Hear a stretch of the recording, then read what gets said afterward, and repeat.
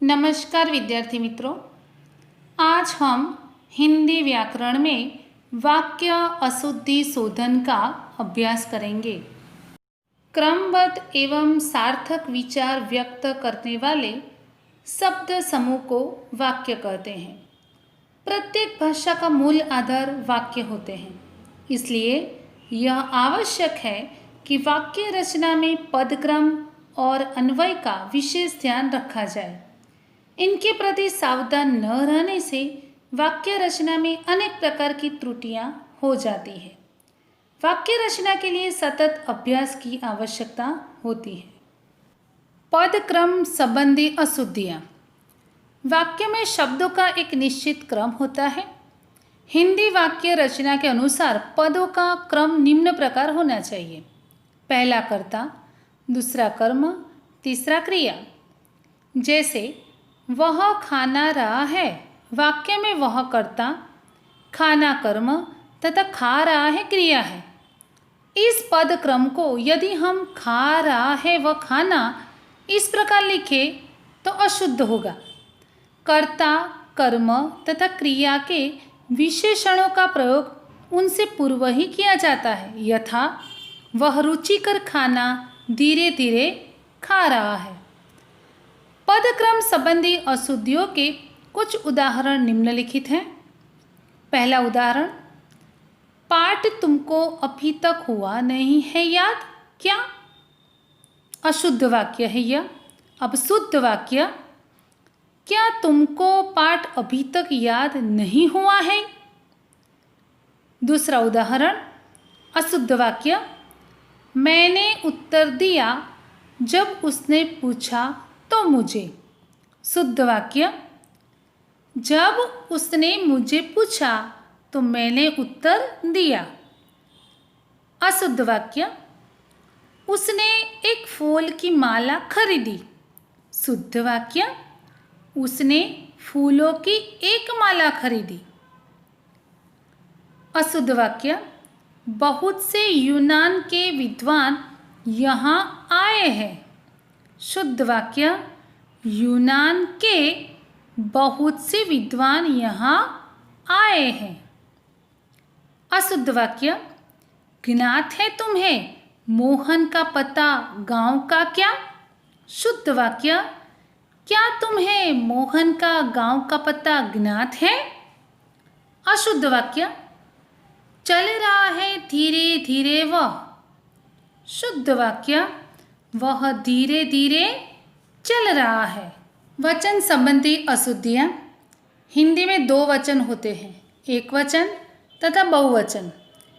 एक संख्या का बोध कराने वाला शब्द एक वचन तथा एक सर्वनाम का सही वचन में प्रयोग न करना वचन संबंधी अशुद्धि मानी जाती है। यथा अशुद्ध वाक्य, 3 घटना घटित हुई। शुद्ध वाक्य, 3 घटनाएं घटित हुई। यहाँ पर इस वाक्य में घटना का क्या हुआ? घटनाएं। दूसरा अशुद्ध वाक्य, अच्छे लड़का झूठ नहीं बोलते। शुद्ध वाक्य, अच्छे लड़के झूठ नहीं बोलते। अशुद्ध वाक्य, लड़कियों ने कहा कि वह कमरे में बैठेगी। शुद्ध वाक्य, लड़कियों ने कहा कि वे कमरे में बैठेंगी। अशुद्ध वाक्य, उसका प्राण निकल गया। शुद्ध वाक्य, उसके प्राण निकल गए। अशुद्ध वाक्य, आपका दर्शन हो गया। शुद्ध वाक्य, आपके दर्शन हो गए। लिंग संबंधी अशुद्धियाँ। क्रिया का लिंग कर्ता के अनुसार होता है। यथा लड़का जाता है, लड़की जाती है। कभी कभी इकारांत संज्ञाओं को ब्रह्मवंश स्त्रीलिंग समझ लिया जाता है और क्रियापद में अशुद्ध लिंग का प्रयोग किया जाता है। यथा अशुद्ध वाक्य, उसने मीठी दही खाई। शुद्ध वाक्य, उसने मीठा दही खाया। अशुद्ध वाक्य, हाथी जाती है। शुद्ध वाक्य, हाथी जाता है। अशुद्ध वाक्य, मैंने तकिया लगाई। शुद्ध वाक्य मैंने तकिया लगाया। अशुद्ध वाक्य उसने गाजर काटा। शुद्ध वाक्य उसने गाजर काटी। अशुद्ध वाक्य लड़कों ने मेज देखी। शुद्ध वाक्य लड़कों ने मेज देखा। अशुद्ध वाक्य उसने करवट बदला। शुद्ध वाक्य उसने करवट बदली। कारक संबंधी अशुद्धियाँ। कारक चिन्हों के प्रयोग में भी अशुद्धियाँ देखी जाती हैं। कर्ता कारक के चिन्ह ने का प्रयोग पंजाबी भाषी लोग अशुद्ध रूप में करते हैं। यथा अशुद्ध वाक्य मैंने नहीं जाना है। शुद्ध वाक्य मुझे नहीं जाना है। अशुद्ध वाक्य लल्लू पपीता खाया। शुद्ध वाक्य लल्लू ने पपीता खाया। अशुद्ध वाक्य नरेश खाना खाया। शुद्ध वाक्य नरेश ने खाना खाया। अकर्मक क्रियाओं के साथ कर्ता कारक का चिन्ह ने प्रयुक्त नहीं होता।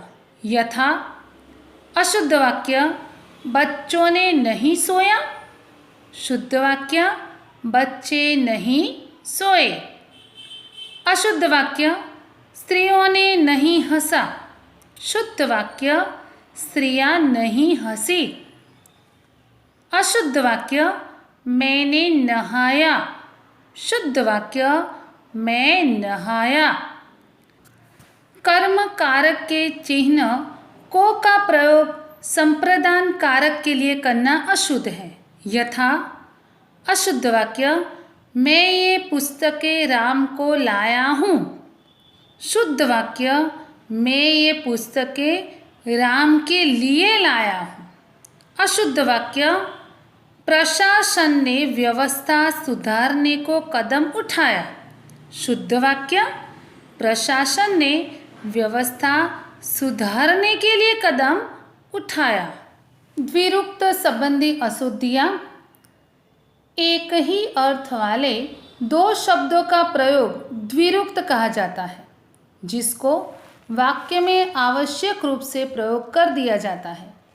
द्विरुक्त का प्रयोग अशुद्ध है। जैसे अशुद्ध वाक्य वह यहीं से वापस लौटकर आएगा। शुद्ध वाक्य वह यहीं से लौटकर आएगा। अथवा इस तरह से भी इसको लिखा जा सकता है कि वह यही वापस आएगा। अब दूसरा अशुद्ध वाक्य स्थान केवल मात्र महिलाओं के लिए सुरक्षित है। शुद्ध वाक्य स्थान केवल महिलाओं के लिए सुरक्षित है।